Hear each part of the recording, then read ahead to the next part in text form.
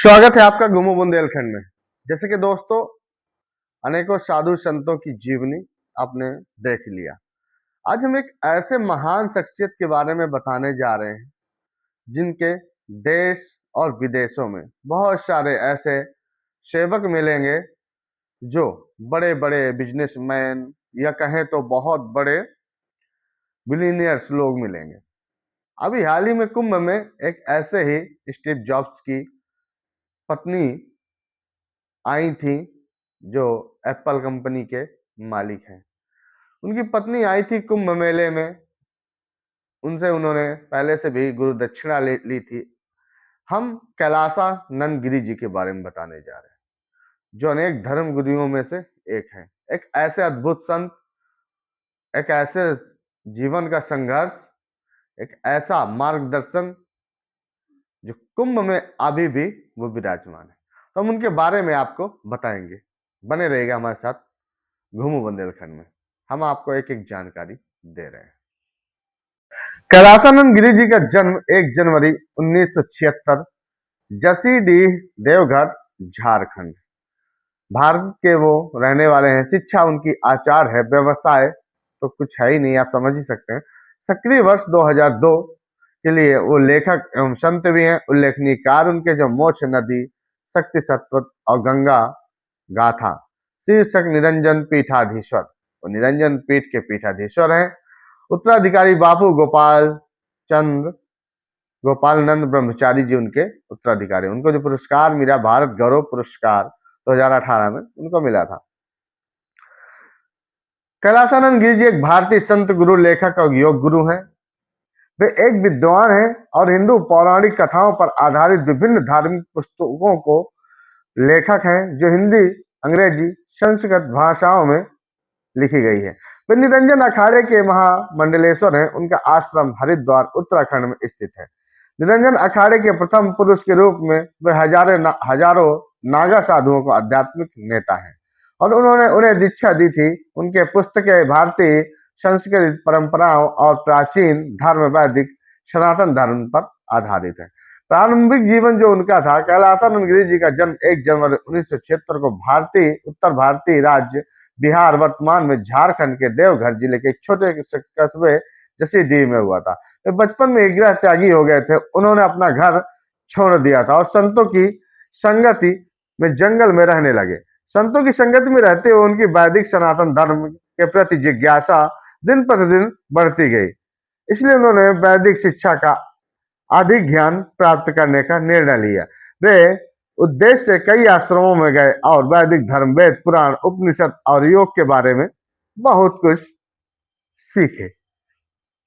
उनकी जो शिक्षा थी, उनका अंतिम गंतव्य वाराणसी में संपूर्ण संस्कृत विश्वविद्यालय था, जहां से उन्होंने 2002 में वैदिक शिक्षा में आचार्य डिग्री की, स्नातक पूरी की।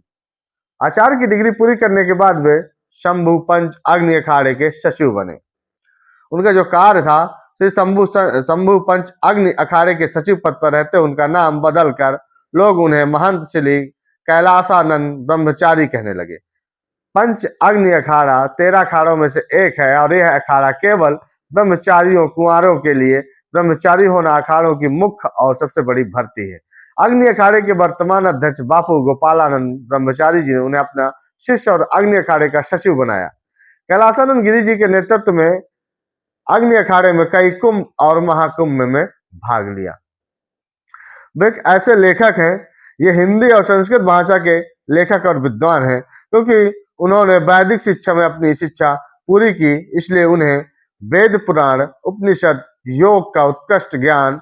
उन्होंने मोक्ष की नदी नामक पुस्तक लिखी जो गंगा नदी पर आधारित है। हिंदू धर्म में गंगा नदी बहुत पवित्र है, इसकी पूजा करते हैं और इसे माँ गंगा कहते हैं।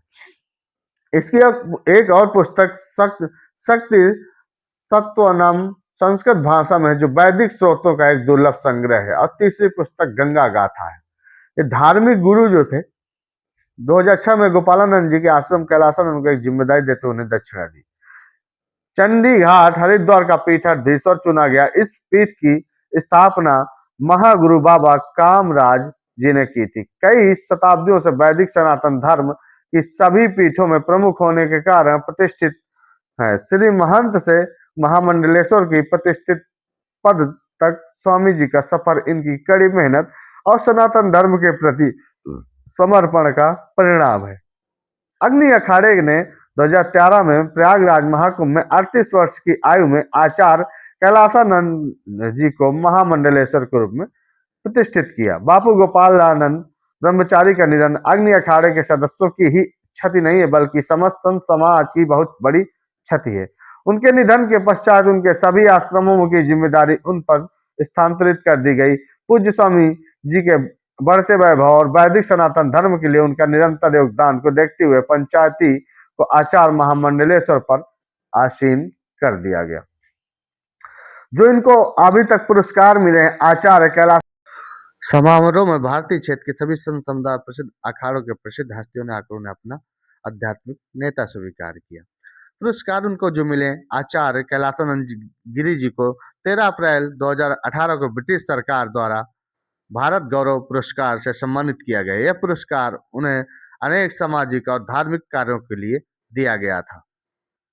सामाजिक जो सेवाएं उन्होंने की है, स्वामी जी और उनके अखाड़ों द्वारा कई सामाजिक कार्य किए जाते हैं। अपने सामाजिक कार्यों के माध्यम से उन्होंने समाज में गरीब लोगों की स्थिति को ऊपर उठाने का प्रयास किया। अन्य क्षेत्र वृद्धाश्रम, वेद विद्यालय, गौशाला योजना, वैदिक शिक्षा, गरीब बच्चों के लिए निःशुल्क छात्रावास और धर्मार्थ अस्पताल गुरु जी के उनके आश्रमों द्वारा चलाए जा रहे हैं।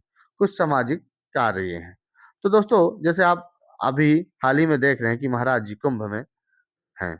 कुंभ में उन्होंने अनेक जो है उसकी तमाम ऐसे लोगों को उन्होंने वहां पढ़ाया लिखाया।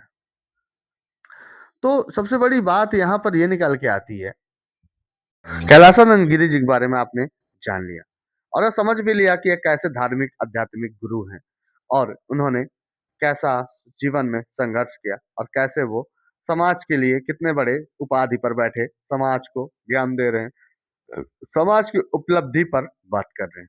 तो दोस्तों, उन्होंने यह इस समय जो महाकुंभ में नागांव का प्रतिनिधित्व किया, उन्होंने नागांव का वो प्रतिनिधित्व करते हैं और वहां पर महाकुंभ में अनेकों प्राणियों को, अनेकों आदर्श शक्तियों को और पहुंचने वाले तमाम उन साधु संतों का, तमाम आम जनमानस का कल्याण करते हैं, आशीर्वाद देते हैं। तो दोस्तों, आप बने रहिएगा हमारे साथ घूमो बुंदेलखंड में।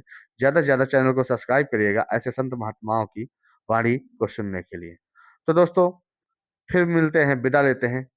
जय चित्रकूट धाम, जय महाकुंभ, जय कैलासानंद गिरी जी।